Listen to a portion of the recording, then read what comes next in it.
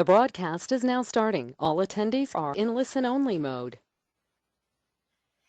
Hello, everyone. Welcome to our webinar. I'm BL Allison, and with me is Eva Smith, and then we have our two panelists. I'm going to go through a couple of the labors, and then we'll have two guests who will present their charts for us based on everything that we've learned throughout this series. So we do have... Excuse me for getting involved here, but once you started it, the whole screen changed, and I don't know where the record button is. You put record on start, didn't you? Just as you started to speak, it disappeared. Do you and have I didn't something? Get a chance. Okay, down at the bottom of your dashboard, does it say this session is being recorded? Yes. Because it automatically did it, so you're good to go, Eva. Well, thank you very much. Sorry about that. I didn't mean to interrupt. Oh, no problem. Okay, so we have several attendees too, and what I'm going to do is I'm going to go through the labor, and then Eva is going to add some insight into the labor.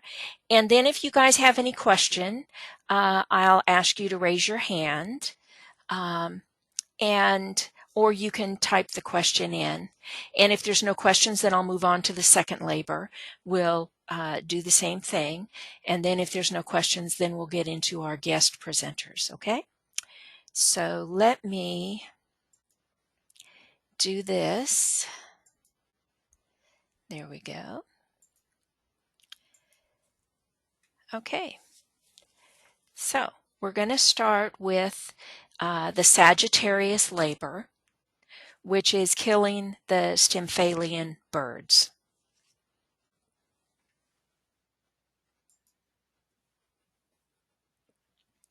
Hercules searched for a long time until he came to the fetid marsh of Stymphalus, where a throng of birds cawed menacingly. The noise was abhorrent and dissonant. As he got closer, he saw that the large birds were fierce and hideous. They had iron beaks and talons that were sharpened like swords. The feathers, too, seemed like steel shafts that would inflict wounds just by falling from the bird. 3 birds saw Hercules and swooped down on him. He stood his ground. He warded off the attack with the heavy club that he bore. One bird he struck resoundingly upon the back. 2 feathers plummeted to the ground, quivering as they plunged into the ground like knives. He fought them for a while before the birds withdrew. He tried many different ways to kill the birds, but was always unsuccessful. He tried his arrows, but only killed a small number, barely impeding the huge flock that rose in the clouds, so thick that they hid the sun. He considered other means to get rid of them before he finally remembered the words of his teacher that he was told before he set out on the journey. The flame that gleams beyond the mind reveals direction sure. And that's when he got a new idea. He had 2 large cymbals, and he used them to create this unearthly screeching sound. It was a sound that was so piercing and so harsh, it would scare the dead. To Hercules himself, the sound was so intolerable that he had to cover his ears first. At twilight, when the marsh was dense with countless birds, Hercules returned and clashed his cymbals loudly over and over again. He could barely tolerate it, but it created a noise so horrible that it managed to bewilder and disturb the birds. They rose up, flapping their wings wildly, and screeched in hoarse dismay. Utterly confused, the vast cloud of birds fled in haste, never to return. Silence spread across the march. The horrid birds had disappeared. When he returned, the teacher greeted him. The birds of slaughter have been driven off. The labor is achieved.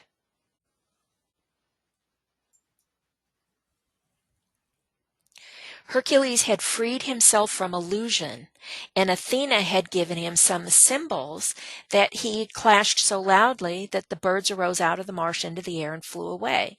Symbolically, we get the birds out of the marshes and into the clear air where we can see them and then conquer them. There were 3 birds that did the most harm. In one book, they were referred to as cruel gossip, talk of the self, and casting of pearls before swine. That's really a quaint old phrase, isn't it? It means talking about occult matters to people who are not yet ready to understand what it is that you mean. Hercules had already dealt with the stupendous tests of the disciple in Scorpio, demonstrating to himself that he could no longer be taken in by the serpent of illusion. He thought that he was free from fear and glamour, from all that could beguile him, and that the vision of Sagittarius could now be seen. But he discovered he still had an emotional nature, refined as it might be, and that it must still be controlled. He discovered that he can be a devastating force, that by his words and thought, he is doing real harm. Remember this lesson. The further on we go along the path of return, the more we function as a spiritual entity, and the more potent we become, and the more harm we can do. Disciples are forceful, wielding power, usually the center of a group. If you're an aspirant or a disciple, the thought and speech activity is your main enterprise. You must weigh your thoughts carefully because there is potency at the back of your thoughts. And when you think wrongly, the harm that you do is more potent than the harm of a less evolved person. In Sagittarius, Hercules took up and completed the work started in both Scorpio and Taurus. This is part of that 4th ray of harmony through conflict working out as it manifests through these 3 signs. Sagittarius has sometimes been called the sign of the effect of Scorpio. The moment that we have freed ourselves from illusion, the moment that we enter into Sagittarius and we see our goal, we have never really seen it before. Because between us and the goal, there was always that cloud of thought forms that prevented us from seeing it clearly. We talk about spiritual love, devotion to the Christ, devotion to the elder brothers of the race, to the soul. And as we are occupied with these thoughts, we build clouds of thought forms because we are thinking. And as we think, we build. We have built this huge cloud of thought forms about our aspirations, and so we don't actually see the real goal. Sagittarius is the archer on the white horse, sometimes pictured as the centaur with the bow and arrows. In these 2 modes of picturing him, the centaur half human and half animal, or the archer on the white horse half human and half divine, you actually have the whole story. A white horse is always the symbol of divinity.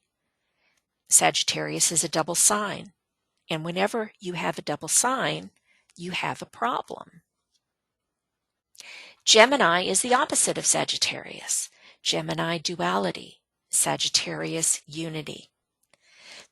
The one-pointed going forward, the unified personality. Conscious of the soul, determined to enter the sign Capricorn, where the great transition is made out of the 4th or human kingdom into the 5th or spiritual kingdom.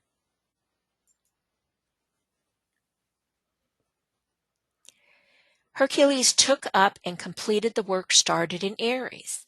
Both are fire signs, so there are many correlations. In Aries, he dealt with thought at its source. In Sagittarius, he demonstrates complete control of thought and speech. In Aries, Hercules began on the plane of the mind in his endeavor to capture the man-eating mares, and he met with failure because he worked from the standpoint of the personality. He didn't work from the standpoint of the soul. In Sagittarius, he slaughtered or drove off, depending on the version of the story that you're reading, the man-eating birds. He was back again to the same problem on the plane of the mind. This is one of the first things an aspirant to initiation has to learn to do, to demonstrate complete control of our thoughts and our words. There is no initiation in Capricorn for us until we can do this. Silence is required. Sagittarius is called in some ancient books the sign of silence. In ancient mysteries, the newly admitted brother had to sit in silence. He was not allowed to speak. He had to work and to watch, because one cannot enter the fifth kingdom in nature, the spiritual kingdom, or climb the mountain of Capricorn until there has been restraint of speech and control of thought. That is the lesson of Sagittarius. Restraint of speech and control of thought. After you have given up using the ordinary forms of speech, such as gossip, then you have to learn to restrain your speech about things spiritual. You have to learn what not to say about the life of the soul to people who are not ready to hear it. Right use of thought, restraint of speech, and consequent harmlessness on the physical plane result in liberation, because we are all held to the physical plane by what we ourselves have said and done. The moment that we no longer set up wrong relations with people by the things we say that should not have been said, the moment we stop thinking things about people that we should not think, little by little those ties that hold us to planetary existence are severed. We are freed and we climb the mountain like the goat in Capricorn. One question here might be why we even tie ourselves to other human beings. Why keep on seeing the goal and reincarnating? The answer is that we do it for service, for love of our fellow brothers, and yet we do this in a detached, dispassionate way, without critical thoughts, selfish or self-pitying thoughts, or gossip. Sagittarius is the spirit of truth. It is the sum of all truth growing out of individual revelation. Now, the usual reaction to getting a special revelation is that we begin to think that we're somehow special. That in itself is a separative thought and a misuse of Sagittarius. We try and impose our personal interpretation of the truth on our friends and our neighbors. This is only one small portion of the truth, and we are all at different stages of the path. So what is truth and revelation for one is not so for another at a different stage.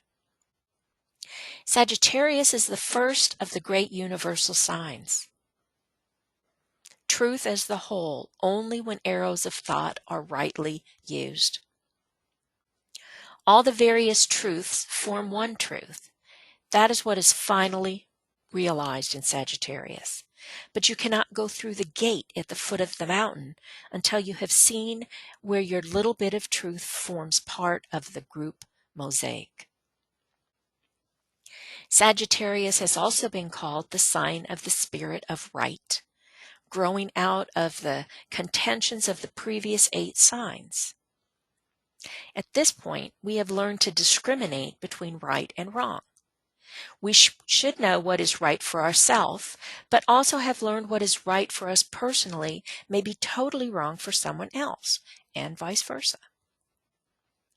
We all have different equipment, different heredity, different tradition and background, different racial tendencies, even if we are at the same stage of the path.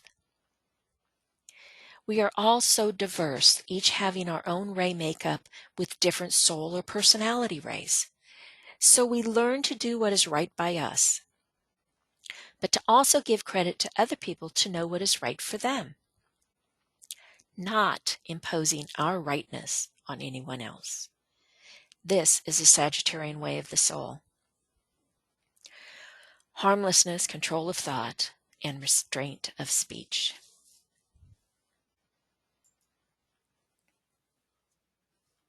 Okay, so let's look at Sagittarius now in context of everything that we've learned about it.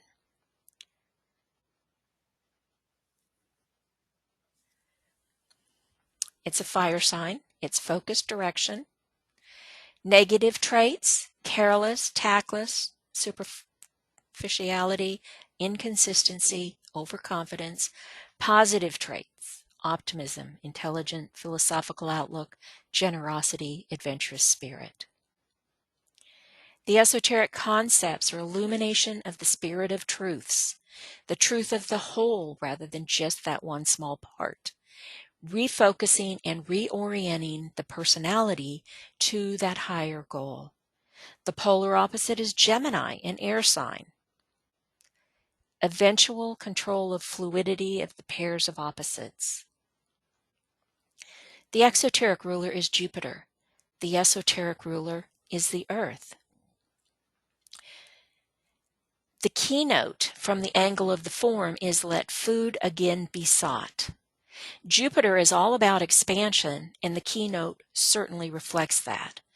Earth, as the esoteric ruler, is foremost a place of experience for humanity. The keynote from the angle of the soul is now, I reach that goal, and then I see another. As Sagittarius focuses on that one-pointed preparation for initiation. The switch here is from that outward expansion without any control to one of focused direction towards spiritual goals. We looked at Gemini before and the fluidity of the pairs of opposites. The axis that eventually needs to be balanced and then recognized as that line with a joint purpose is the one here of establishing the control of the opposites and resolving duality for that one-pointed spiritual action. Okay, that's the end of the Sagittarius labor for now. Eva, did you have any comments that you would like to make? Yes, not very many, just a few little things. So we know that in Sagittarius, the arrow is upward pointing. And the upward pointing points to either the higher goals, to an archetype, to an ideal, to something held high. So when we first think of a bird, we think of something flying high. The birds soar, the birds fly high, but not in this labor. In this labor, the birds are in the marsh. The birds are squawking and making so much noise. Besides the Canadian geese that we see, normally we don't hear that much squawking from birds. So that's an interesting opposite to what we would normally think about the birds. And so this whole labor deals with a lot of the opposite Gemini sign. Gemini sign has to do with the mind, as we know. It has to do with speech, with the Mercury quality of Gemini, has to do with talking. And here we come across words like gossip and needing to control the thoughts, to restrain speech so that we can eventually move more into silence. And so we see the opposites here trying to balance themselves, as BL said, the two points trying to find this point of balance. Well, in silence, we can then be open to intuition. And that's what this sign is all about, is the intuitive aspect of the higher mind that comes in when we can be silent. We have to have the ability to hear it, to listen to it, to see it. And hence vision is another quality associated with Sagittarius. But that can only come when we have silenced that ongoing chitta, monkey mind of the Gemini quality. So, yeah, what not to say? That's a big piece here. Silence. Yeah, that's about it. Okay, thank you. And we have a comment from Rebecca. She says, HPB says, in silence, the soul disseminates. Yes, there's a lot of truth to that. And we know so much about it from different traditions. the traditions of the monks and everything. But I really like the way the Sagittarius labor puts it to us. It's not necessarily silence for silence sake. It's you're learning to control your thought. You're learning to control um, the words that you say, and not just arbitrarily go out there. I mean, I absolutely love that particular phrase about casting the pearls before the swine. Um, who thinks of that? You think, hey, I have this great revelation and I need to tell everybody, but they're not ready for it yet. Many people are not ready for it yet, and you have to recognize that. So thank you very much, Rebecca. And then Terry has a question. So, Terry, go ahead. Yes, I've undergone the last three weeks, I suppose now,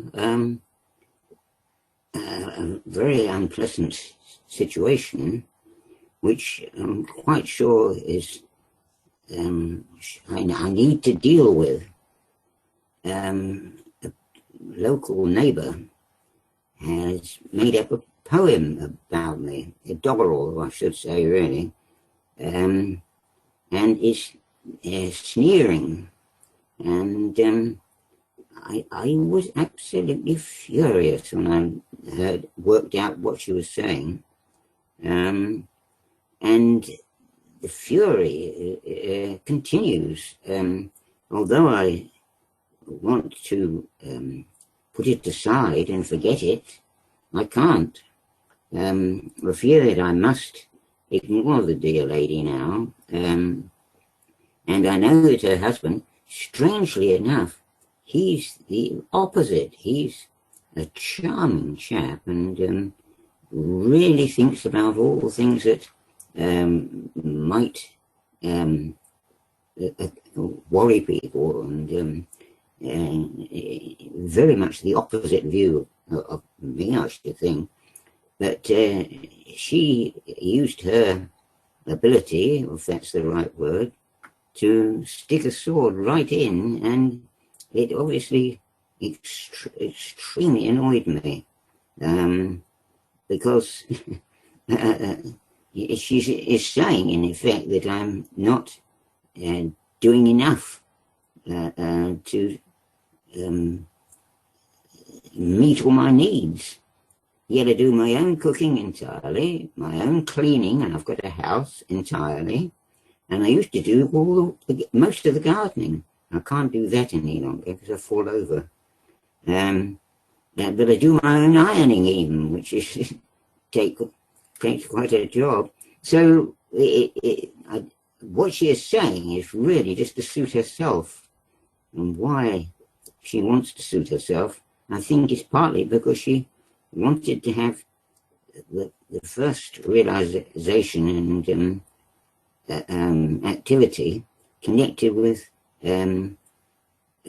my inabilities to cope with everything.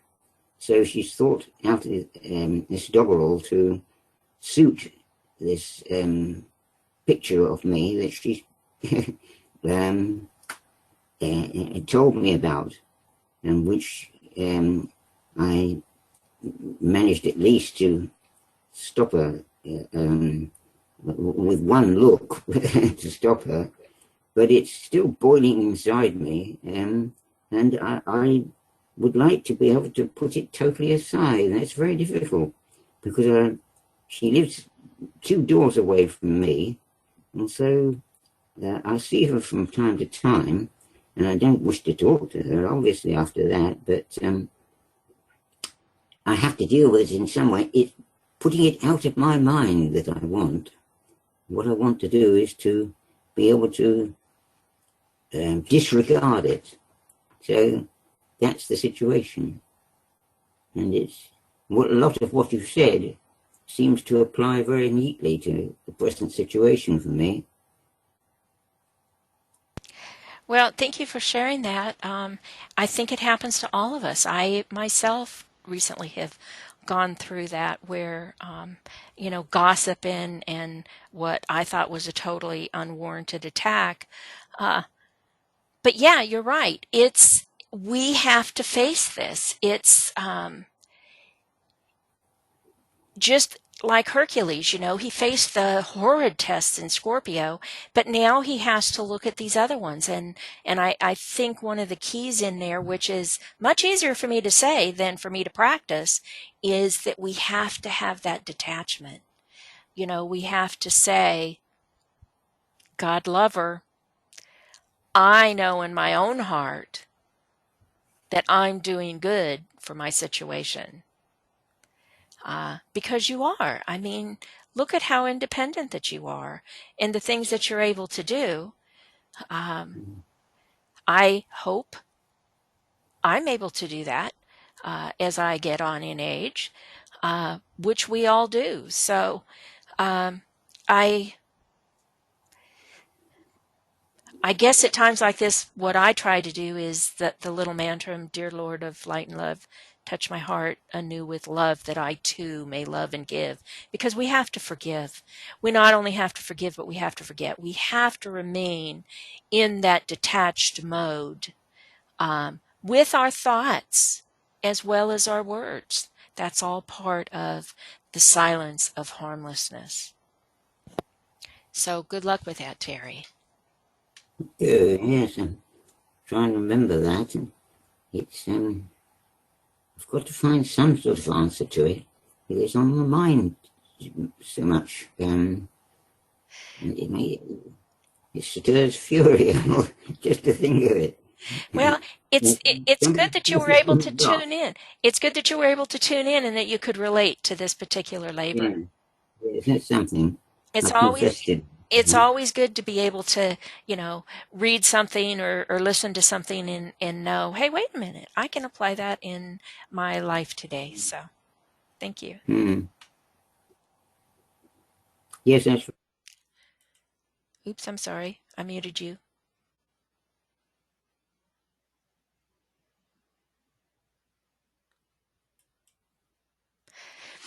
Okay, let's go on to Capricorn. This labor is to slay Cerberus, the three-headed dog who guards Hades.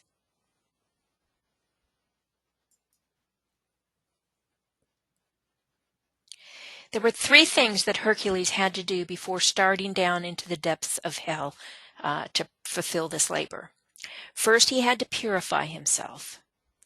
Hercules, who is the son of God, who had triumphed, he had been transfigured, yet word came to him that he still needed to purify himself. He thought he was so pure, but apparently not. How he underwent the process of purification we're not exactly told.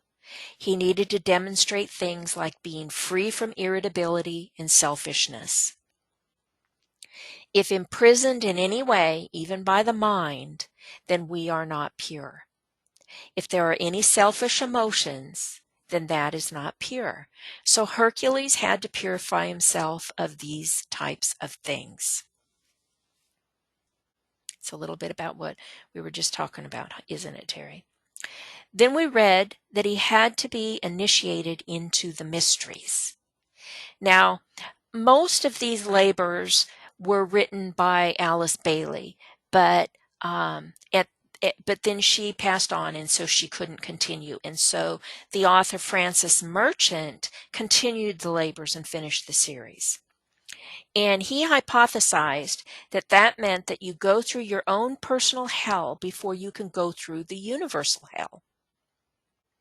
You have a terrible time in your own life, and you're initiated as you undergo this hell. You learn the nature of the universal by the individual experience. You cannot learn these things by hearsay. As happened before in the myths, Hercules then had to pause and perform an act of service before he could advance upon Cerberus. He saw two people bound and being attacked by cattle. He had to deliver them to safety before he could meet his own problem. Service always comes first for any initiative. Hercules entered hell. When he eventually found Hades, Hades demanded to know what Hercules was doing there. Hercules said, "I seek to free Prometheus. The path is guarded by the monster Cerberus with 3 heads. If you can conquer him with your bare hands, a feat no one has yet performed, you may unbind the suffering Prometheus." And so, with those words from Hades, Hercules proceeded. It didn't take him long to find the triple-headed snarling dog who sprang up at him. Grasping the primary throat of Cerberus, Hercules held it in his vice-like grip. The monster thrashed about, and after a time, Hercules was able to master it. Then he went on. He found Prometheus on a stone slab in agonizing pain, and Hercules broke the chain and set him free. Retracing his steps, which once again he reached the world of living things, he found his teacher there, who told him the light now shines within the world of the dark. The labor is achieved. Rest now, my son. So that was the down dirty on the labor. And as usual, we want to look at the meaning of the myth. So there are 2 gates of dominant importance. Cancer, into what we erroneously call life, and Capricorn, the gate into initiation in the spiritual kingdom. What we see in this myth are 2 different areas of emphasis. First is emphasis on the descent into hell to free humanity, in the figure here of the tortured Prometheus. This is similar to when Jesus descended into hell, because his all-inclusive love covered the lost souls that were there. Another aspect deals with Cerberus, in some versions of the myth actually slaying him, in other versions bringing him up to earth. We're told that it is on his knees that the Capricornian offers heart and life to the soul, and only then, when self-initiated, can he be trusted with the secrets of life and the higher powers. So the symbol of Cerberus, the 3-headed dog with a terrifying bark, snakes growing all over his body, he was the guardian of hell. The 3 heads symbolize sensation, desire, and good intentions. It is love of sensation that drives humanity to satisfy hunger in the economic world or to satisfy desire for happiness in the world of pleasure. The violent impact of sensations are sought to keep the mind occupied.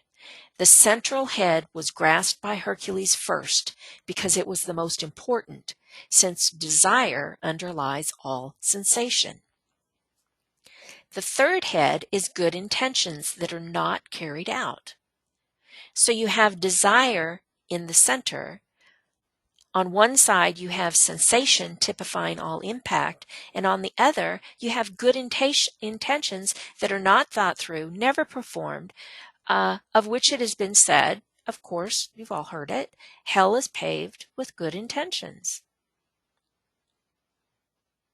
The tail, made of serpents, typifies all illusion that impede the progress of spiritual life. The materiality that holds us down, the lower psychic nature that causes such destruction, fear along every possible line, the fear of failure which holds so much back from activity and breeds inertia, the great fault, we are told, of aspirants and disciples. Hercules had to defeat Cerberus because all sun gods are occupied with the problem of humanity, and because they must go down into hell alone to save humanity. So all sun gods are born in the sign of Capricorn.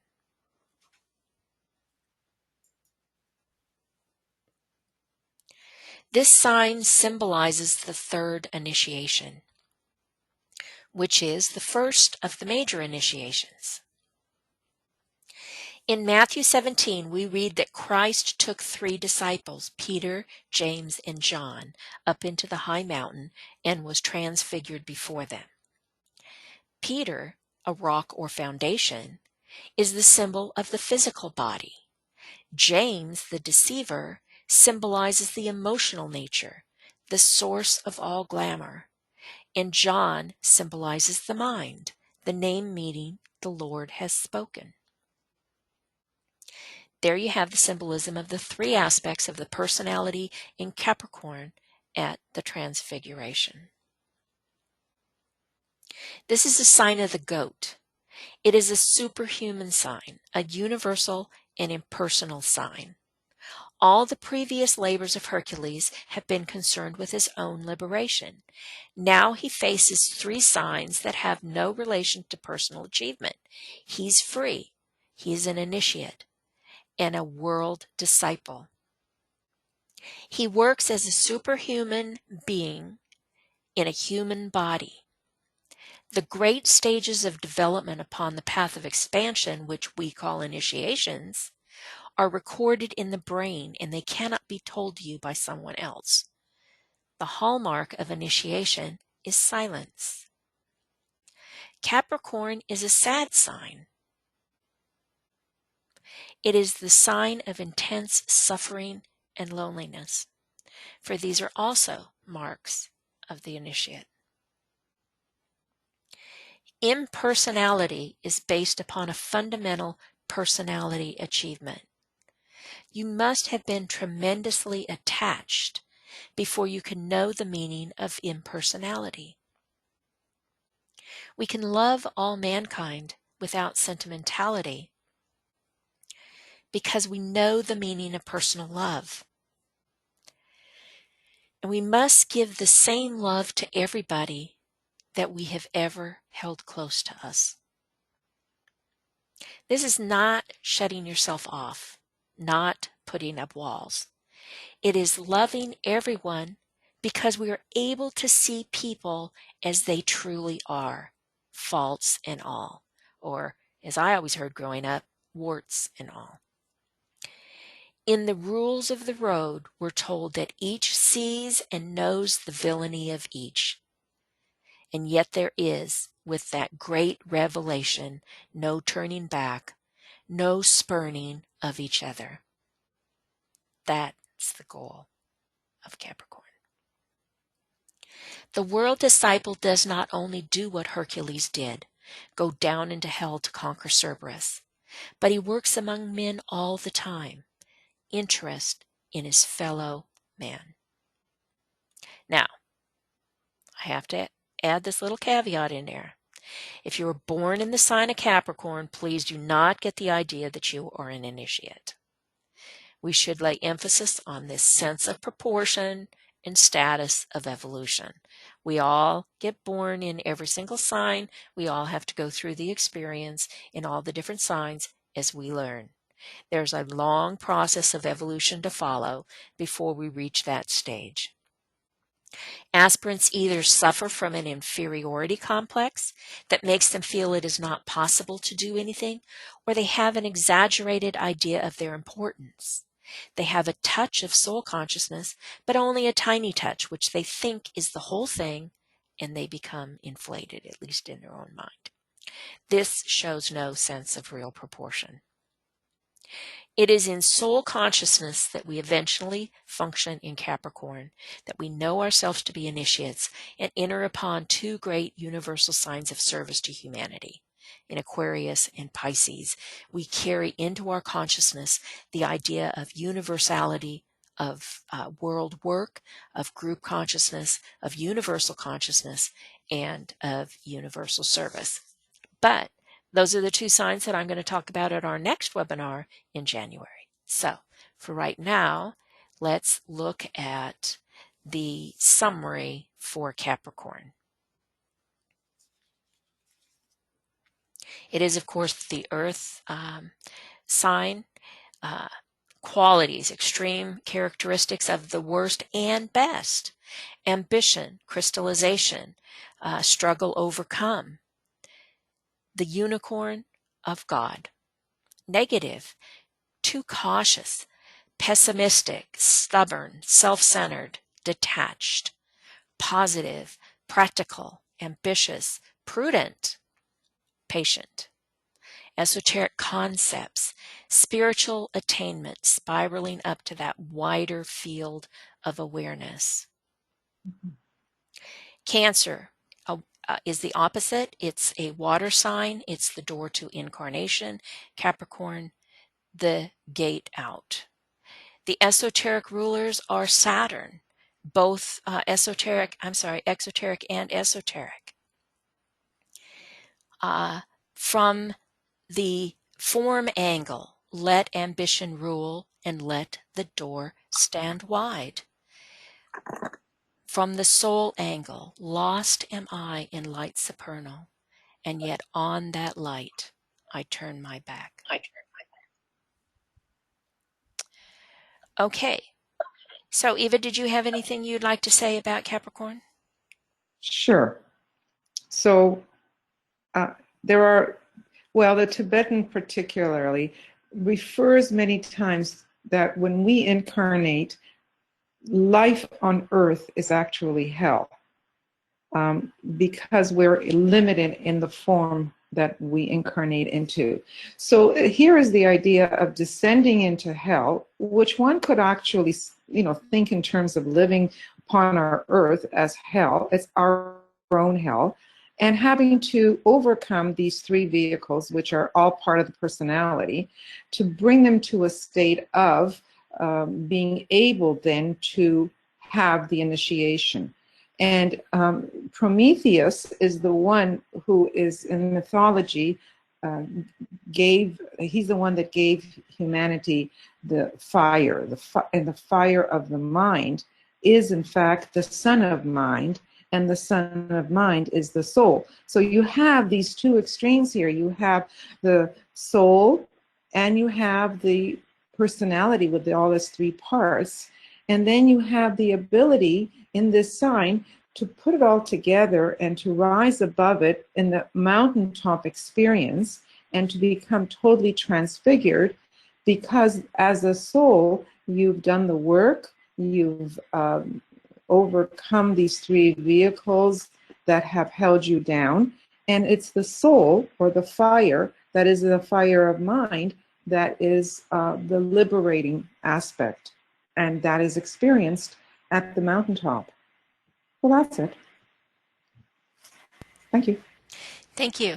Okay, does anybody have any questions about Capricorn before we move to our guest speakers?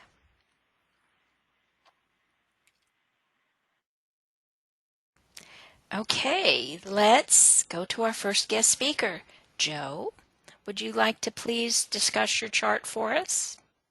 Sure. Give me a sense of timing, because I think we've got less time than probably I would have planned for, given where we are. So just tell me what I should keep myself to. If you can keep yourself to about 15 minutes, please. All right. Well, at first, what I'd like for you all to do is to look at this chart, given what we've learned about looking at how the planets are distributed, where the emphasis is, because I am assuming that everybody who's going to be listening to this has already gone through it with their own chart. If you look at the balance, this upper left-hand quadrant versus the lower right-hand quadrant. If you look at, what aspects show up with the red lines and the blue lines, the oppositions, the trines, and the sextiles, I think, that are showing up there. And just ask yourself this question: what do you, meaning what do I, want to know about how this chart worked out through a particular soul purpose? And just jot that down, because I'll come back to it as I go through. And the way I'm going to do it, to try to do the first sort of run through, is to give you a framework that I used myself as I went back to this chart. The first time I had my chart delineation done was just around the time of my first Saturn return. And it was actually done by hand then, and it was an exoteric reading. And so the first thing you can know about the person who lived this chart out is that had absolutely no resonance for me, given the way in which it was interpreted exoterically. And it wasn't until many years later, having it done again and again, and then having the opportunity to have esoteric astrologers look at it, about probably 12 different esoteric astrologers, or those who call themselves esoteric astrologers, have now looked at it. So I'm interested in your questions. Would you ask me about it? I looked at it with a framework of 7 themes, and that may speak to the fact that I have a 7th ray personality, and it's the kind of 7th ray that is determined to be the creative 7th ray, as opposed to the ritualistic or the organizational 7th ray. I have a 2nd ray soul, I believe it's a sub 1, which if you care to go into that, I can talk to you about that. A 4th ray mind with a strong 5th ray influence, a 2nd ray astral body, and a 3rd ray physical body. As I look at these 7 themes, first the theme of mind, a focus on the mind through the life, and an attempt to be objective and to be the observer. The second, a sensitivity to subtle energies. The third, service, that is really drawn out of the duty that comes from a Capricorn moon, I believe.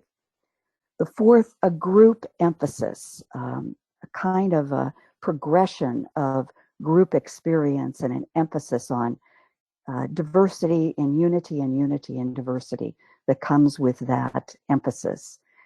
The fifth theme is vibration, sound, music, a focus on being a listener, having a vibratory affinity with, and then radiating out to harmonize.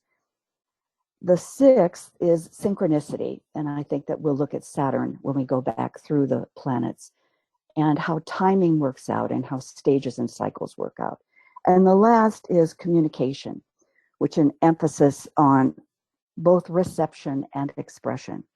So those are the themes that I'd like for you to hold in mind as I talk through the planets and the aspects.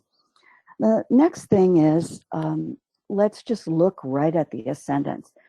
Because I see, or I've always thought about the chart as being the point in the middle, that little spark of living that we each are, and how that little spark was influenced by the ascendant, which is the first way into this, what I call dynamic interconnectedness of life, and then how that evolves when you look at transits and progressions.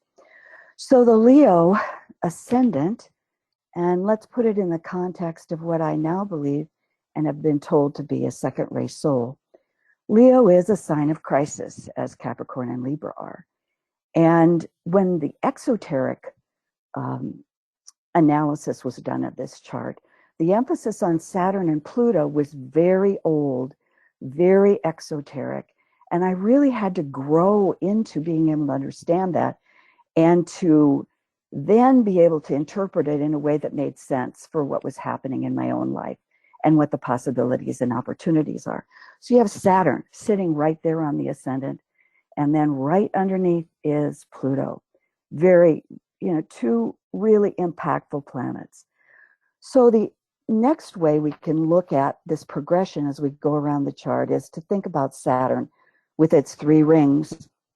And as I said, I had the first reading at the end of the first Saturn return at about age 28, 29. And so I look at that first portion, the first ring of Saturn, as it were, in terms of the context for what occurs after that.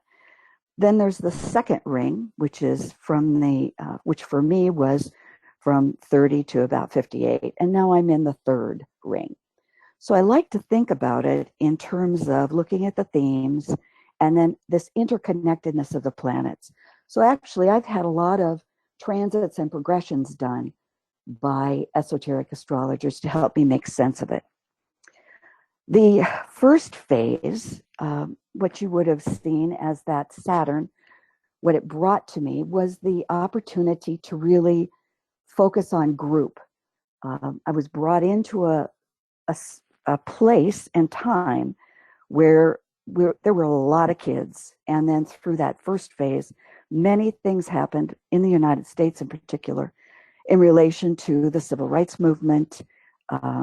We lived through the Vietnam War. There was a lot in relation to what you would point to the Cancer, the focus on humanity, that sun in the 11th house, which is the house of group, that really solidified that life theme, looking at this soul purpose, which I see coming forth in Pluto, with Pluto being, kind of going down into the depths, definitely a healer in a way.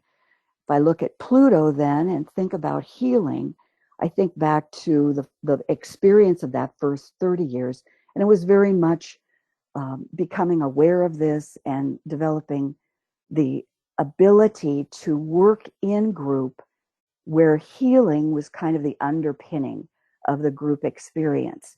One example of it from that early stage is that I had the gift of growing up in a very extended family and a very large neighborhood of kids post-war. And there were many things that were in the process of healing in the dynamics of that community, in the dynamics of the family, and in the direct, close relationships that I was part of at that point of life. So now I can look back on it and say, wow, when I was 3.5 years old, my grandmother, who was in a way like one of my 4 mothers, sat down with me and said to me, I remember, she sat, I was on the stool, she said, you know what? You have been given so many gifts, and your purpose in life is to share those gifts. Think about that. And think about where that Capricorn moon is. So let's go over to that moon. We just talked about Capricorn. There is the Capricorn influence in the 5th house. And we have this, think about that, the things that BL just mentioned. The Capricorn labor is about purification. There's a need to develop an understanding of the mysteries. When you're a tiny child, it was kind of a mystery. What is this? Then you have to perform acts of service.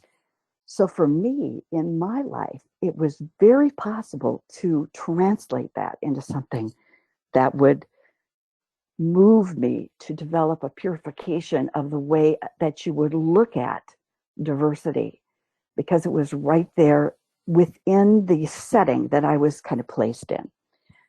One of the dynamics in the sort of community and structure, one of my very best friends was a polio victim. My very close, almost like a sister, had had cancer at age 18 months, and I was 6 months old. So all through the life, up to about age 13, there was the opportunity to be of service in a way that most people wouldn't conceive of. And the Cancer sun over there in the 11th house gives you the opportunity to really do that kind of service in a way that's almost instinctual. Cancer has that instinctive nature to it. You look at the little mind, which is that Neptune in the 3rd house, the concrete mind. The Neptunian way would be to express that concrete mind through a variety of venues that were offered to me, and that the first, music, being very focused on music. We had music always in our lives. Literature, we were focused on the expression of story, of fantasy, of storytelling. Later in life, that led to journaling, drawing, painting. So art, music, literature just embodied the way in which life worked out. Later, in that first phase, it worked out through public performance, theater, debate, drama. Was very successful in my schooling because the mind was there to handle that. An example from early childhood was, we had many kids in a classroom, and we were able to be exposed to different minds, and yet my parents saw the mind needing to develop more They talked to us about social issues. We had many things in which would stimulate the mind and became kind of independent learners, all four of us, all six of us in the family, the extended family. Creative imagination was there. Later on, it shows up as in the second phase, that second Saturn phase, as working in politics and education, and then in the independent sector, and having the opportunity to do very large group presentations. There's a theme of education. The first part of my life in career was as a teacher and a language therapist. That translated that communication theme into, later in the independent sector, becoming a collaborative consultant and planner within community collaboratives. So this theme of humanity, which is the Cancer, being there in the 11th house in group, really shows up strongly when you look at the second phase, the second Saturn ring. It is almost karmic. There have been instances where it has been karmic. This led to, I guess, what you would call the purification on a lot of levels. And I want to talk about the fourth house, which is the Cancer house, as having that, that wonderful, what is almost a hidden Scorpio. So in that house, there happened to be 30 degrees of Scorpio. And you have Chiron in Scorpio, and you have Jupiter in Scorpio. One interesting thing to me that it was actually posited by an esoteric astrologer was that you think about that retrograde Jupiter as maybe shining a light on the opposite house from the 4th to the 10th. And I would say, in my experience, that was something that worked out dynamically in the second Saturn phase, I call it, the second tier of Saturn. And Jupiter really allowed an opportunity to, as Michael Robbins says, that maybe that compression of in a house in Scorpio allows you to look at other people's hydras. And I would say that possibly there's some truth to that. And maybe you're not really deeply involved or as deeply involved in the hydras, and yet being able to work with a group that is experiencing the hydras and have the ability to do this receptive, expressive process with them is a good thing. I think one of the traps of the Capricorn moon is when you look at the challenge of the Capricorn moon is to kind of get in a rut, I call it. It's easy for a Capricorn moon to get in a rut with responsibility. And I think it's also easy to get in a rut with planning, to try to over-plan, to try to be able to manage every contingency. And I could get lost in that. The Chiron, it's interesting, when I got into esoteric studies, thinking about the third Saturn ring, this third phase that I'm in now, is that being the home of the ashram, that fourth house, and considering what I'm engaged in group activities that is related to that, and how Chiron and Jupiter are showing up in those venues. Let's go to the fifth house, where the moon actually is, and would point to the primary axis that needs to be addressed in this chart, which is that Cancer moon and Cancer sun, Capricorn moon. There's a lot of opportunity there. There's a tendency with the Cancer sun to be probably to hold on, to try to grapple with things in a way that I think it appears hidden to people or not expressed. And it is a difficult axis to balance and manage. But I think looking at the way in which there are two T-squares, that BL can point out to you, I think. And BL, why don't you just say what they are, because it's easier for Okay. you to. Okay. First off, let me just butt in here for a minute. You were born at very close to a full moon. So that, of course, is a very powerful alignment in its own way. And as you were referring to the things that you said about your moon, remember that's our, like you said, it's the past patterns that are very easy to fall back on, but those can also become the prison of our soul. But the earth, among other things, can be considered the dharma, the your path that you need to go. Later on, it becomes the monad, but because it's conjunct with your moon here, it shows that there is a relationship established between your Sun Earth axis that will help you overcome the problems of the moon for the personality aspect. And then, as you pointed out, you have, the sun is the esoteric ruler of your ascendant. Yes. Veiling. Saturn Yeah. is of Yeah. your moon and your earth. So what you have here is a form of a mutual reception going on. And Correct. then of course the sun esoterically can be said to be veiling Neptune. So you have these relationships set up.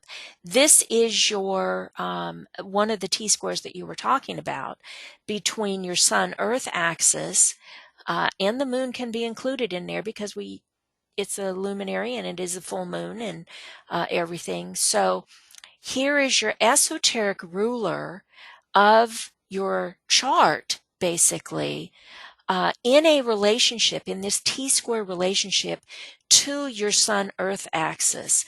So it's a challenging relationship, but it's a relationship, and any relationship is a good one.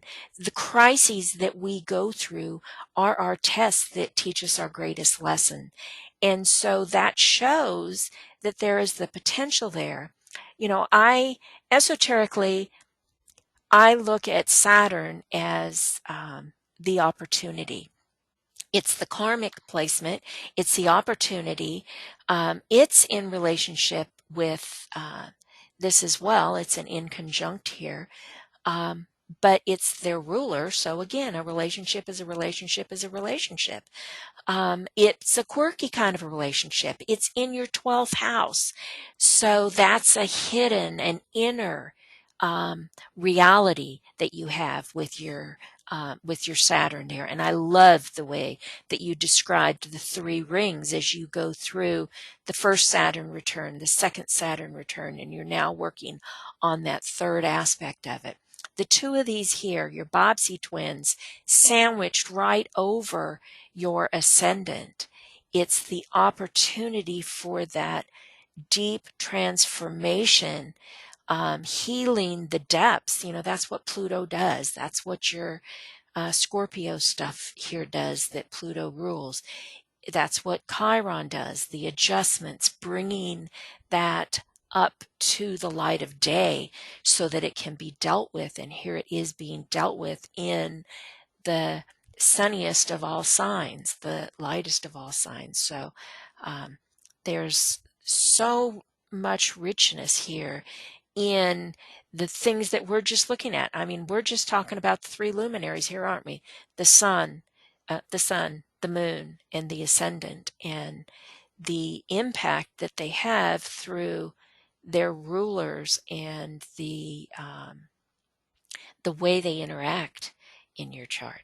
So you mentioned a second T-square, which I thought there were two T-squares, but maybe not. there might be because we may not have everything. Okay, 0. Yeah, there is another one, and I can't. But let's just just to move on, because I don't want to take too much time, and I'm interested in people's questions. I think, one of the things, blessings that I've had is that, people talk about Cancer holding on to things. And I think that there is something to that in relation to illusion, which you would see with that Neptune. You know, this progression, as I reflect back on it, every Saturn, you know, that Saturn return has been another point of letting go of some illusion. And it has been a powerful force. One of the things that that does when you have your sun in the 11th house of group, I have found that it presented me with all these opportunities. My life in group has been working in team. It's from the very beginning, and I can kind of trace it through these three phases, hoping that this next phase, by the next Saturn return, end of life, there will be that penetration into the next higher level. As I looked at the chart, and it's probably hard for an astrologer to think this way about it, but for me, I think of each one of the planets as having sort of the nested eggs in terms of the rule, or nested eggs in terms of rulership. So when I look at the Saturn, I think of the interconnectedness not only to the exoteric and esoteric, but also to the hierarchical rulership, you know, at this point in my life. So, and I had a recent Uranus hitting, I think it's Uranus with a progression or a transit was in my, hitting my natal sun. And the power of what occurs in that when you look at Uranus and Venus being conjunct there in the 11th house is another kind of force to be reckoned with as I've, you know, gone through life, really recognizing there is an ability in a way to embody in group, I think, a higher love. Some people working with different organizations and institutions and collaborations may have thought of it as tough love, but it is really bringing forth, surfacing with that Uranian influence and doing a real process with a group, which involves that receptive and expressive communication ability, being a consultant or a primary staff person in the center of the communication streams to make change happen. You know, there is sort of a litany of examples that I could go through working in that second Saturn phase of working with organizations. You know, one example might be this example for me of unity and diversity and unity, a particular organization working in collaboration with a county governmental entities, really trying to live out a cultural identity in changing times. And what happened, the hydras were all present as I did the analysis and worked with the organization, interviewing all of the players. And interestingly, you know, as I look at the way that process worked out, all the hydras were actually exposed. And being in a position where you are able to assist people handling what those revelations are so that they can still hold to the integrity of what they want to achieve with their mission and not lose sight of their fundamental values.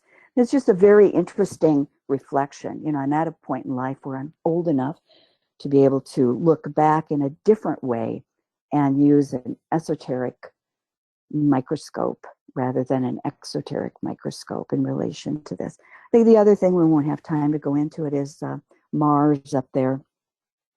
Boy, I loved reading in Esoteric Astrology, and we don't have time for it, but just to kind of tell you one thing that we learn about Cancer is that in addition to the two primary planets, in this case it's Neptune, for Cancer to look at Saturn as presenting the opportunity and how important that is for Cancer. That, let's see, Venus is the being able to look at the functionality of the intellect and union of heart and mind. That Uranus is a cosmic pole, that is there in Cancer, that Mars is the uses of conflict. And I see that, having worked out in the previous second Saturn period. How do you use conflict to make things move forward? It's just fascinating when we really get into esoteric astrology and looking at the chart, what that can do in relation to your understanding your path and then seeing the opportunities for the future.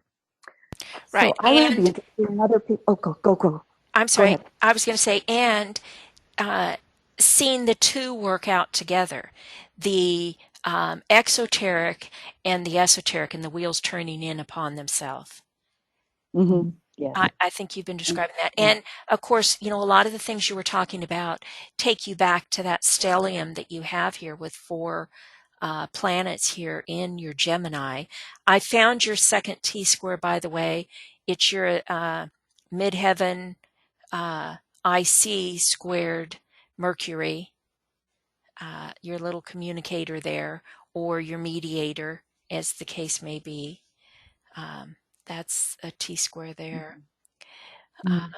So my closing comment is that as I look back on this has been a life of developing consciousness.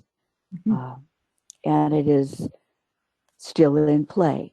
Who knows, maybe I'll be cut off before I get that next Saturn return. But it's been... No. Okay, very well done, both of you, actually. So, Joe, you've really understood and explained that 11th house, that group, exceptionally well.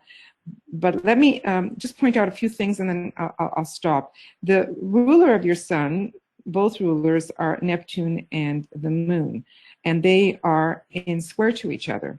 So highly sensitive person, and maybe sensitive to others within the group is another way we can see that.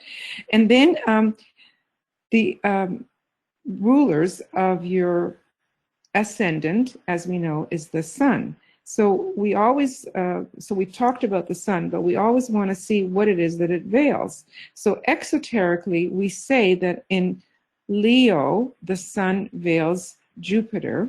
So we have Jupiter down at the bottom of the chart in the house that normally is the Cancer house. So again, it emphasizes the Cancerian quality, the water quality, and the fact that it is in Scorpio. And it is squared your triplicity there at the ascendant. So it squares the ascendant, the Saturn, and the Pluto that you've talked about. So it makes it a lot more of all of that. Whatever all of that is in your life, it makes it a lot more because it is Jupiter and it is a square. The other thing to consider is that the esoteric ruler of the sun in Leo is Neptune. And Neptune is the most important planet for you because it's the esoteric ruler of your sun sign. It's the esoteric ruler of your Leo. So Neptune becomes a really, really important player for you. It's really worth your while, Joe, to think about in what way has Neptune worked out for you, because it squares your moon, it squares your sun, it is the ruler of your ascendant, and therefore has a tremendous amount of effect for you. It's in the 3rd house, the Geminian house. It emphasizes, again, all that smart mind that you have. You have a very acute and synthesizing, that's the word, synthesizing mind. We've seen that in the way you talk and the way you carry things out. So think about all of those things and the impact that it has had for you and on you. Of course, we evolve. Squares are meant to become trines, and maybe you have reached that point in your life where those squares have become trines, that it's relatively easy for you to combine all these relationships because that's the work. That's the work for you. It's a T-square, all pointing to Neptune. So Neptune is the most important planet for you. And because of time, I won't go on any further, but I'll leave it with that. One more thing. Group. You've emphasized all of that, but it's a Leo ascendant, and Leo begs you to really find your own identity. What are you identified as and what is your identity within the group. You see, because the group is your focus, are you lost within the group? Have you found your stance, your identity, your who you are within the group environment? And that's the emphasis for you as well. And you've got a lot of strength there because you've got the two strong planets right there with your Leo ascendant to be able to stand in the will, in the power, in the magnanimous heart that is Leo. So you've got all of those qualities of the sun as the secondary, but also the sun as the central spiritual sun, which is the will of the sun, you know, the will aspect as well. Okay, my dear, that's it. And you have a question. You have a question from one of the attendees. So, Rebecca, please go ahead. Hi, Joe. Can you hear me? Yeah. Hi. It's Rebecca in Australia, in Queensland. It's 7 o'clock in the morning. Joe, I also wanted to thank you. I see your name a lot as a co-worker, organizer on many of the Moya Federation webinars. So I just want to thank you for your service. Oh, thank you. It's a wonderful way to be involved. My first question was answered by you and BL. I was really struck by the relationship of Saturn to the moon in Capricorn, and Saturn being the ruler of Capricorn. And I was just looking at that relationship and the how it's sitting in the 12th house on the cusp of your soul's purpose. But I think BL really opened that up beautifully. So the next question I had, actually, the question is for you, Joe, and Eva and BL. Anyone can throw this in. I'm wondering how we can brood on our charts to have our individual glamours revealed to us. That is such a good question. Only from my perspective, I won't answer for anyone else. It's interesting because I began work on glamour about 20 years ago. And I think that it was brooding on this dynamic of Saturn and Pluto for me. Oh, interesting. That was really interesting. The other Wow. thing, if you've done a lot of work in groups, which really has been my life work, the glamours just come full on at you. You know, you could kind of think of that Leo over there with Saturn and Pluto as, I don't know, what did BL call them, the Bobbsey twins. I think that, the first glamour that just raged in front of me was intellectual pride. Me too. It came on early on and strong. And the other one, the next one was self-pity. Yeah. You could just kind of go through it. But I think that the beauty of the esoteric schools and esoteric teaching is that when you work in groups, you're really taken to a whole another level of glamour. The other thing I would say is that, I've had enough failures in my life that with a Cancer sun, one tends to be, I think, rather introspective, particularly in times of failure. That Capricorn moon compels me to be highly self-critical with the Cancer sun. It's probably one of my biggest flaws. I would say that with this impulse to duty is almost paralyzing at times.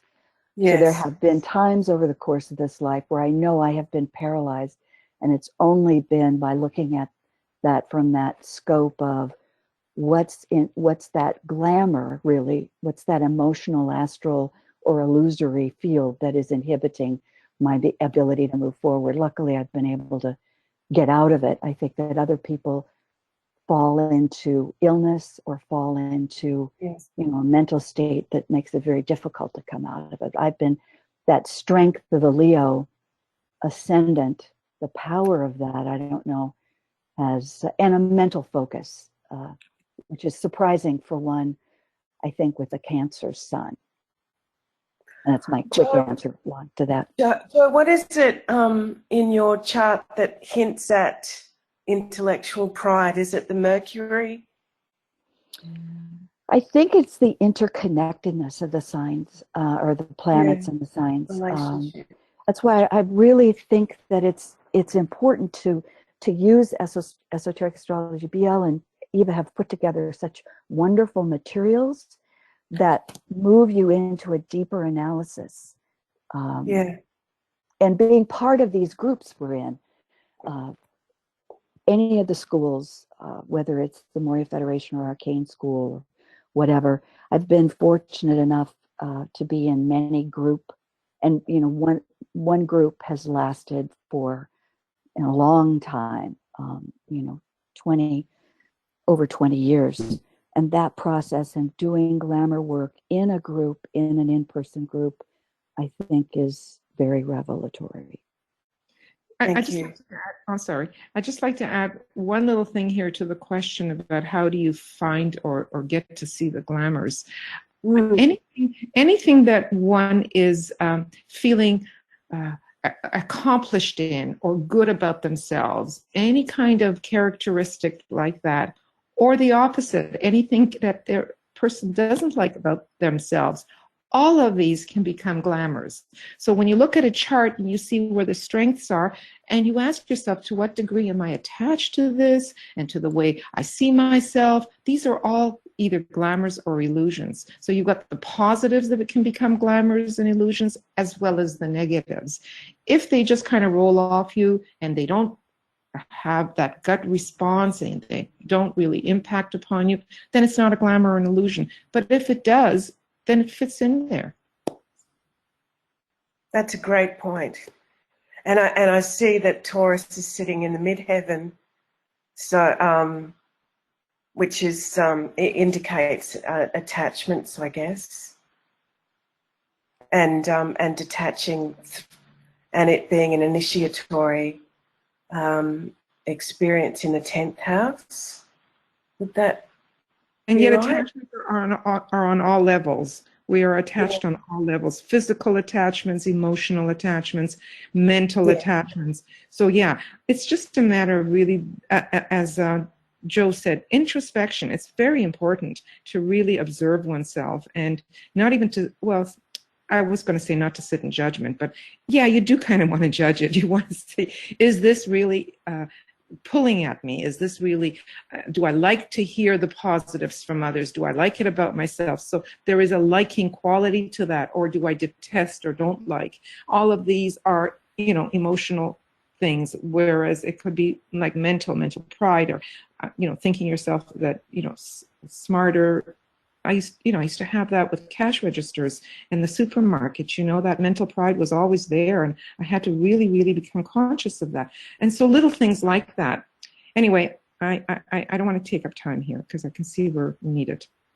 Anyway, thank you very much. Thank you. Well, thank you very much, Joe. I don't see any more questions for you, but thank you very much for going through your chart and opening it up and explaining it to us. My pleasure. Okay, Michael, are you ready?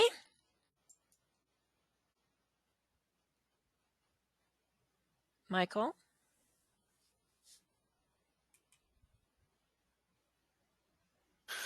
There I go. There I you had to go. unmute myself. Yeah. Well, an interesting chart, no doubt. There's a lot to look at, but I'm going to focus on two factors. Hold the it. first being... Hold it. And I maybe I'm jumping your thunder here, but I just want to point something glaringly out here to our guest audience here. Yeah. Of the three biggies, guess what Michael has here? Ascendant, Sun, and Moon, all in Gemini. Now, go ahead and explain that to us, please. Well, yeah, maybe, but I'm looking at intercepted signs, which signify areas in which my life activities might be focused. And yes, I'm looking at Gemini, but through the labors of Hercules. And interestingly, the ascendant, the sun, the moon are all in different decanates. Rheologically, I hypothesize having a Ray 2 soul, Ray 7 personality, Ray 5 mental, Ray 2 emotional, and Ray 7 physical. I also think I have a legacy Ray 6 from a previous incarnation, possibly as a Buddhist monk. I have Stellia in Gemini and Cancer, emphasizing the 2nd and 7th Ray energies. And although I do not show any Ray 3 in my energy system, it is the strongest influence astrologically, particularly through the stellium in Cancer. The intercepted signs in Scorpio-Taurus axis, the 6th house of servants, service, health, and crisis, where spiritual service is developed, and then the 12th house of fears and dreams, where fears are transmuted and illusion is dispelled. The interception may diminish the effectiveness of the signs involved. It can indicate a past misuse of the signs in these houses, or it can indicate a choice to work on the lessons of the duplicated signs. This involves recognizing the duality of the two poles and of raising the house and sign activities to their higher correspondence. An outer issue with the Scorpio-Taurus axis is a duality between practicality and compulsiveness, or possessiveness versus intensive. The inner purpose of the axis is to use the wisdom of the soul to overcome desire through right thought, right action, and right relationship. This describes the struggle between the pairs of opposites with which I have been working throughout this incarnation. My answer is in finding the narrow middle path between the extremes. You think of the pairs of opposites being one or the other. I'm looking at the third part of the pair. And that's been occupying my thoughts for the past few years. Looking at Saturn. It's a sacred planet with a third ray. It's retrograde in Scorpio. This may indicate a time for reflection or for internalizing the Ray 3 energy. BL reminded me or pointed out that before Uranus was assigned, Saturn was the ruler of the first decanate of Aquarius. And that's where my midheaven is. So there's an old relationship there. Saturn is called a lord of karma.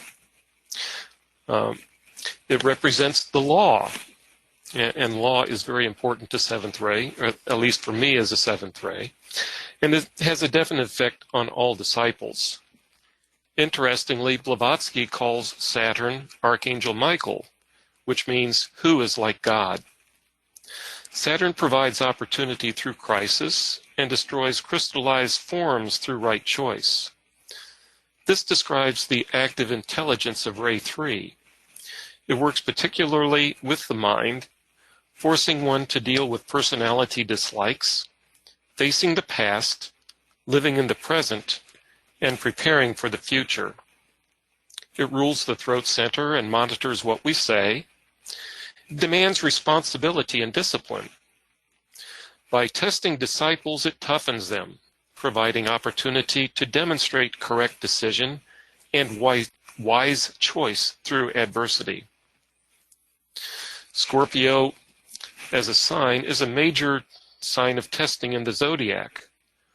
For a disciple, passing the test of the physical and emotional planes, money, sex, and love of comfort, and fear, hatred, and desire for power is one of the requirements for the second degree. It also relates to the transformation of the mind, first developing the intellect in order to control the emotional nature, and secondly, by holding the mind in the light of the soul, the intuition begins to function. Scorpio transmits ray 4, whereby the middle way is forged through conflict between soul and form. With Saturn placed within Scorpio, this could be seen as a quite difficult incarnation. But Saturn is retrograde, subtly changing its influence. And Scorpio is intercepted, as if locking the door to the sign. Either I have not found the test to be draconian, or I have been able to face them with a degree of equanimity. Helping to unlock the door is the friendly loose sextile with Mars, which is both the exoteric and esoteric ruler of Scorpio.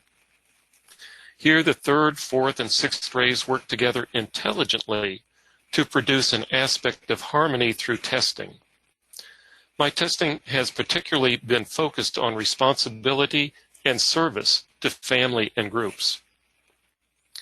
The three decanates in each sign are related to the elements, i.e., fire, earth, air, and water.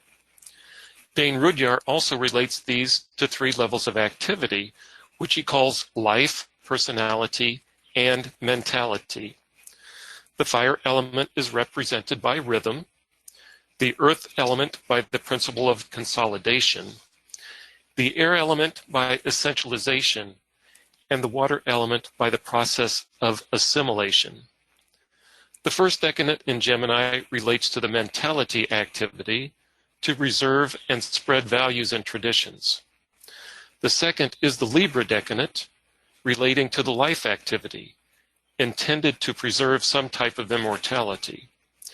The third is the Aquarius decanate, relating to the personality activity, intending to give form to what is most essential in one's experience. A goal of Gemini is to develop the intellect, strengthen the will, and align the heart, mind, and soul, thereby gaining control of the personality. In this way, intelligent love is expressed in service to the whole. Gemini transmits ray 2, with the meticulous entirety aspect being particularly strong for me, showing a deep love for learning in order to better understand people, life, and the universe. The traditional ruler is Mercury, the messenger of the gods, transmitting ray 4, symbolizing all levels of the mind and the Antakarana, and is deeply involved in communication. I see this as the right brain intuitive mind. The esoteric ruler is Venus, transmitting ray 5, transforming the lower mind into an instrument of intelligent love and wisdom. And I see this as the left brain logical and scientific mind. Looking at the Gemini ascendant, which indicates soul purpose or possibilities for the life, the goal here is to detach consciousness from the shallow lower ego and identify with the love and beauty of the soul. This is done by holding the mind steady in the light of the soul. The trained mind is then used to observe the personality and deny energy to the lower impulses so that they, quote unquote, die of attrition. Venus, as the ruler of the chart, impulses Cancerian virtues in the second house, where values are transformed from the material to the spiritual. The ascendant in the first or Gemini decanate, ruled by Mercury, emphasizes the Geminian energies. My Gemini sun indicates my personality purpose or probabilities for this life. Restless thought must be controlled, and the mind transformed into a servant of the soul. It is learning to love with the mind and think with the heart. These qualities must be used to inform and inspire people to reach for higher goals and aspirations. The sun is in the second or Gemini or Libran decanate, which is ruled by Venus, and it emphasizes the balance needed in personality activities and of resolving the pairs of opposites in the sacred middle way. My Gemini moon represents the past patterns that continue to influence the personality and must be overcome. It is the very active concrete mind, the monkey mind, that must be controlled.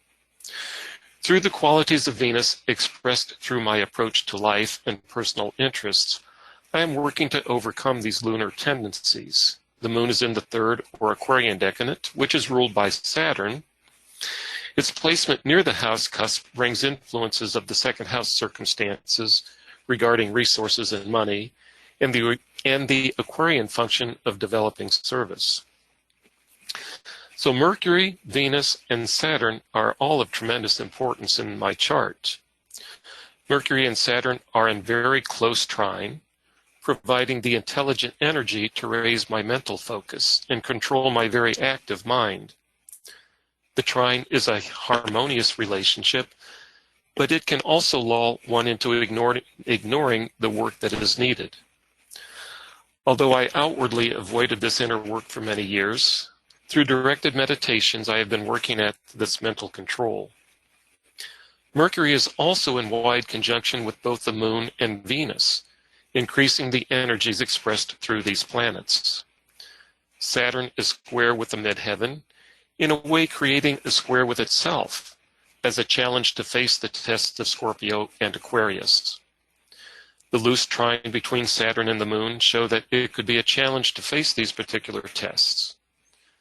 Venus is opposed to Mars, suggesting the ruler of the chart has the strength to overcome the astral warrior through intelligent love. Turning to the Gemini labors of Hercules. This task is called gathering the golden apples of the Hesperides. These are the fruit from the sacred tree of wisdom. This labor teaches patience and perseverance in the face of 5 great tests, those of the divine marriage that unifies soul and body on the physical plane. So now I'm going to talk a little bit about my tests. Nereus, the teacher, represents the test of soul contact and obedience. At age 12, I was presented with a choice between following a path of becoming an architect or a path of philosophy and teaching. At that time, I chose my personality work of architecture and problem solving in building. My 7th-ray personality is quite suited for this work. I have also faced this test in seeking the correct employer in which to perform this personality work. Although I learned much in working with various employers, I found that I seldom fit within their cultures. Even after forming a business with a partner, I found our service goals to be at odds. I ended my personality career working by myself at home while caring for grandchildren at the same time. However, I did not abandon my quest for higher truth through the study of esoteric literature from my maternal grandmother. This test also has a direct relation with the Libran test of sex and money as a means of sharing. I have experienced poverty as a college student with a young family, from that to the relative wealth of owning a small business. I have learned that it is not so much about money, but the balance of giving of oneself in service to others. The discipline of Saturn and patience as a quality of will have been emphasized throughout this incarnation. This test in the Libran decadent indicates a definite relationship with the sun as an expression of the personality. Antaeus the serpent represents the test of facing glamour and illusion. This test is ongoing as I confront my glamours and illusions, many of which regard dualities. The most pervasive glamour that I have been working at dissipating is that of criticism. The illusion of ideology is that which I have been working at dispelling. In both cases, I find myself seeking the soul within the form as the middle way between the pairs of opposites in order to reveal the truth. Eucerus, the false teacher, represents the test of discrimination. As a seeker of truth, there have been numerous people or organizations presenting their understanding of reality, their method of attaining it, and their fee for imparting enlightenment. I have generally been able to resist succumbing to those diversions. Yet there is is another kind of discrimination that has been a more difficult test. Discriminating between others' needs versus their wants when they are demanding help. In the past, I have fallen for this repeatedly, but have recently begun to stand up to the demands. Part of this lesson has also been in when to give and when to receive. The Aquarian labor bears some resemblance to this, as it involves breaking down the walls of exclusivity driven by emotion, so that thinking inclusively can be a purifying force. As I review my family and work life and my differing modes of group service, I see these seeming opposites seeking a balance through intelligent love and wise compassion. Thus, there occurs a release from the past that is represented by the moon. Prometheus, the test of learning to serve. This has taken on a number of forms. There has been the teaching of adult religion classes in a Protestant Christian church. I served as a construction leader, building many houses for the local Habitat for Humanity affiliate. For many years, I served in a healing group that was based on the Reiki modality. And I continue to serve in the Moria Federation Esoteric Healing and Dissipation of Glamour webinar meditations. And then there's Atlas, the test of loving service. This involves perceiving need and responding to that inner call without being asked. As I reflect, I think of a number of small acts of jumping in and helping to alleviate the need with time, resources, and no thought of personal benefit or recognition.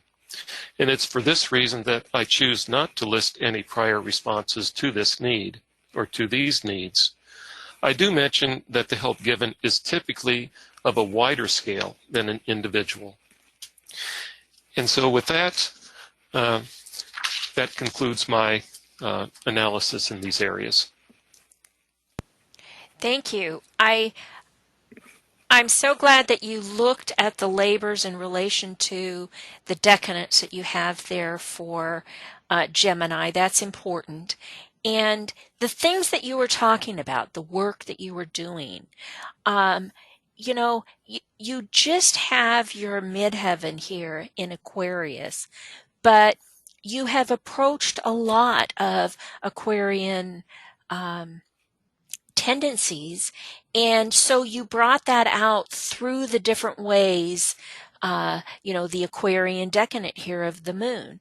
This is of the form, and the Saturn relationship to them.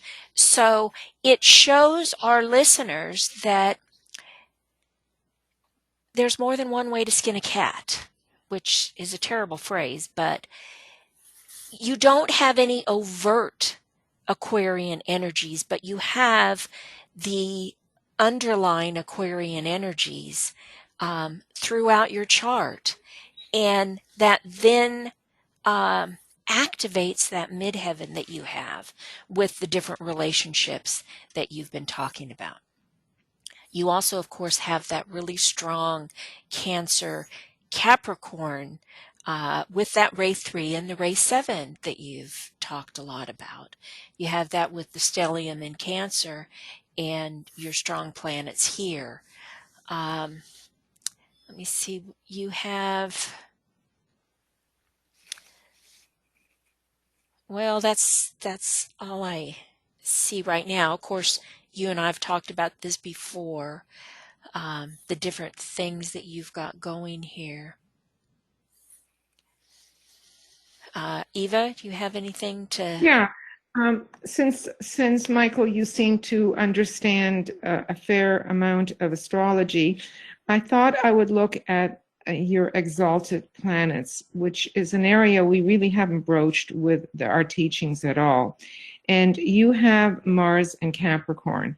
It's a very important position for Mars. It's exalted. When a planet is exalted, it has reached its what is the word? Apotheosis? Is that the right way? Am I pronouncing it properly? It's reached alchemy.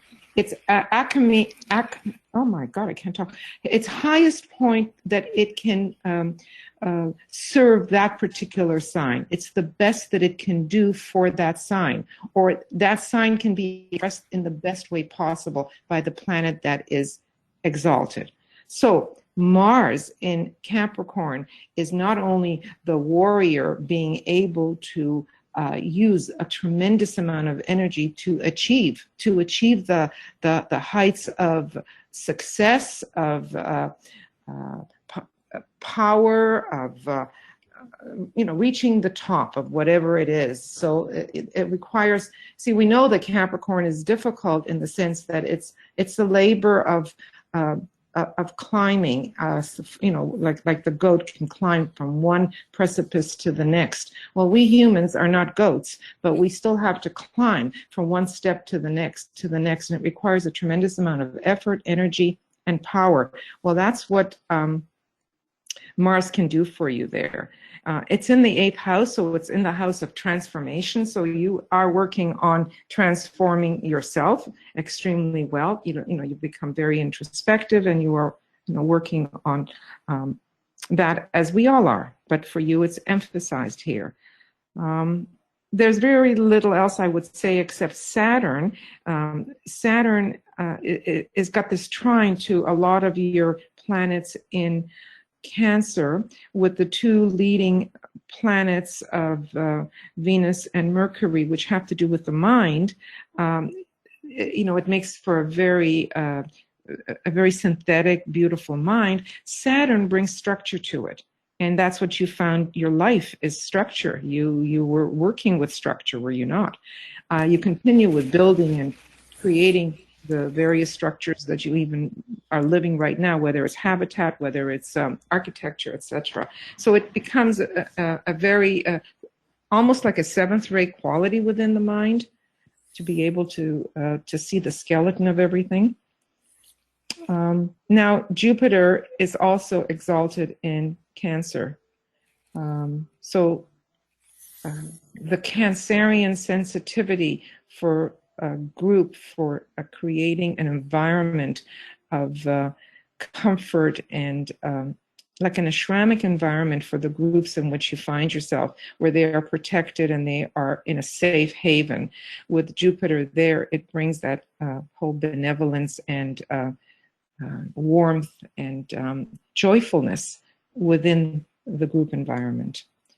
So that's it, really. You've got a lot of planets here that have to do with the mind in Cancer, and then your whole Gemini things, which is also the mind. So we're looking at Venus and Mercury and Uranus. Those are mind planets, and they're all in Cancer, so highly sensitive, and maybe even sometimes not as fast as you'd like it to be in the mind, because with Cancer and in water, that's very fluid. It's not the sharpness of fire or air, but you've got all that other air and sun and moon and ascendant, so it kind of balances it out. Anyway, I think that's basically the main things that I would see. I think that you've covered it well, BL's covered it well, and yeah. Well, thank you. Mm-hmm. Well, thank you, Michael. Does anybody have any questions for Michael or comments about his chart? Would you talk about the Earth in his chart? Well, the Earth is always opposite the Sun. So the Earth can represent, in the earlier stages, the ability to ground yourself, to become, your feet incarnated into this into this world.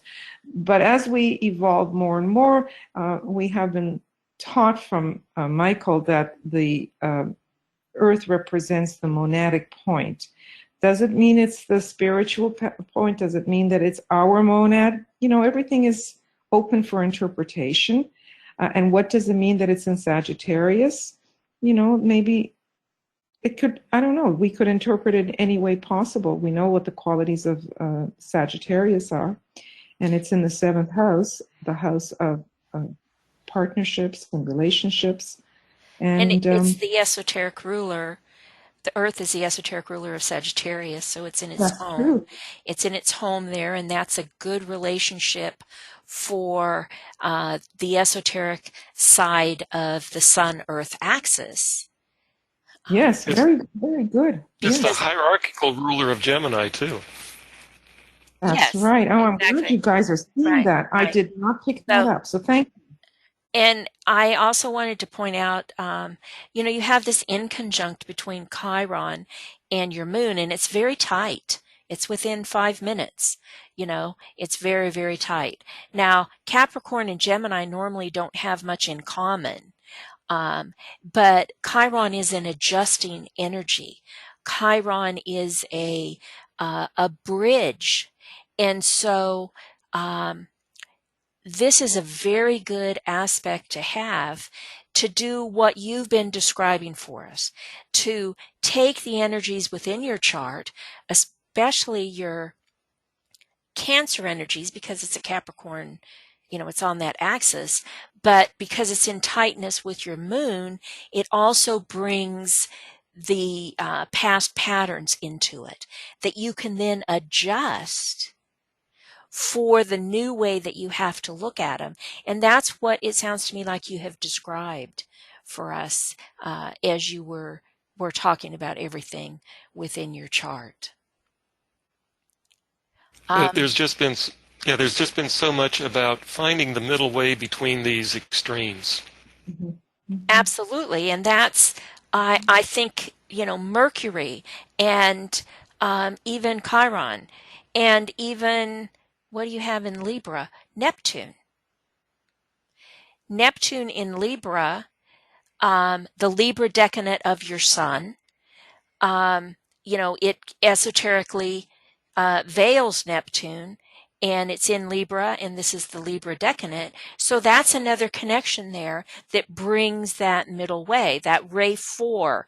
You can't see them as either or, you have to see them as that balanced middle way. So that is the higher way that you are in fact looking at. Okay, we have several questions from Rebecca, but she's also got her hand up, so let me just unmute her and let her ask those questions.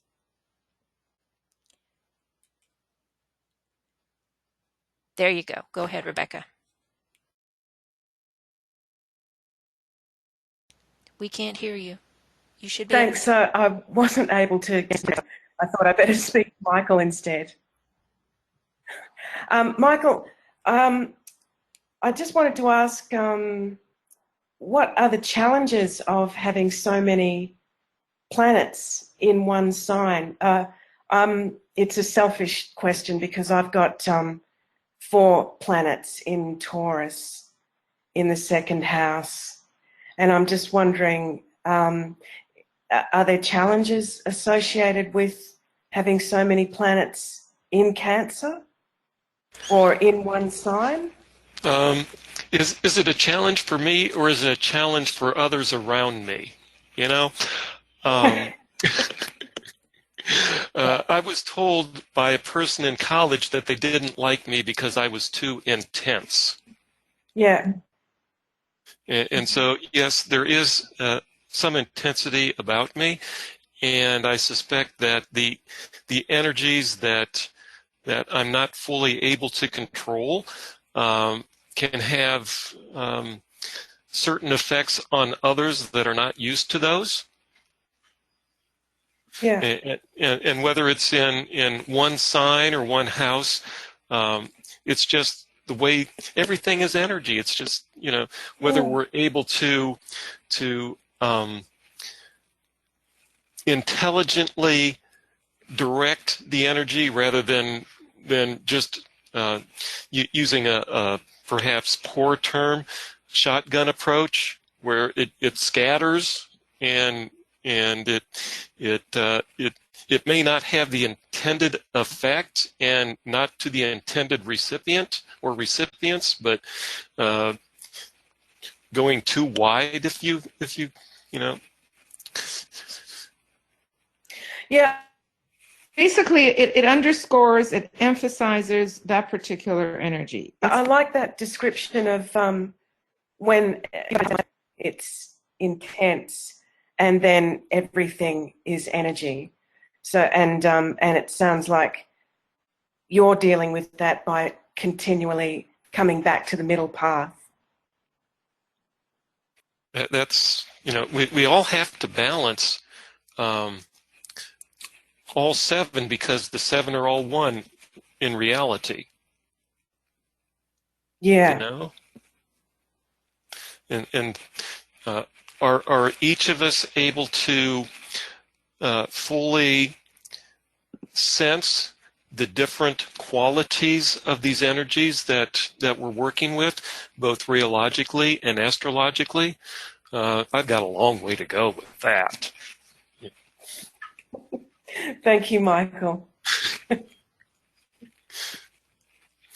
I always think of it in terms of the bags that we packed to bring with us in this lifetime. And we have to be able to look at the purpose of, well, why did I bring all those sensitive Cancer planets with me? I get my feelings hurt so easily and, all this kind of stuff. But it's the bags that our soul picked, and it is very, very good point, Michael. It can't be said enough. It's all energy, and it's how we use that particular energy.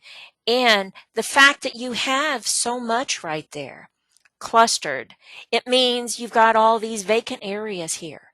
But you've also done a good job of showing us how you can relate to these other energies that might seem to be missing. And of course, something we didn't have time to get into, but the transits and progressions are going to move everybody slowly around into the different signs that appear to be underrepresented because we have an abundance in some others, whether it's Cancer or Gemini or Taurus for you, Rebecca. It's a very interesting science, which we really need to do a lot more investigation and study, and use more of a scientific method and keep accurate records. Absolutely. And it's hard to do that. What would be great is if we could keep records from lifetime to lifetime, but we're not to that point yet. That's already being done on a different plane. Well, that's true too. If DK were writing to us, he could tell us that. And one of these days, we are going to get to that point where we can do that.